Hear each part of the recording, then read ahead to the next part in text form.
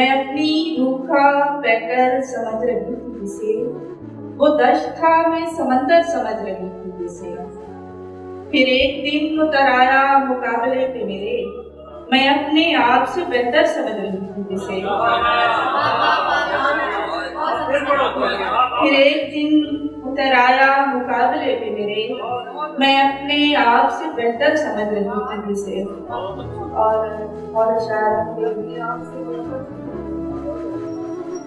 यकीन के दिन हैं, गुमा में पड़े हुए हैं हम, न जाने जिंदा भी हैं या मरे हुए हैं हम। हमें पता है कहाँ डगमगाएगी ये लौ, चराग हाथ में लेकर बड़े हुए हैं हम। हमें पता है कहाँ डगमगाएगी ये लौ, चराग हाथ में लेकर बड़े हुए हैं हम। बराबरी का तो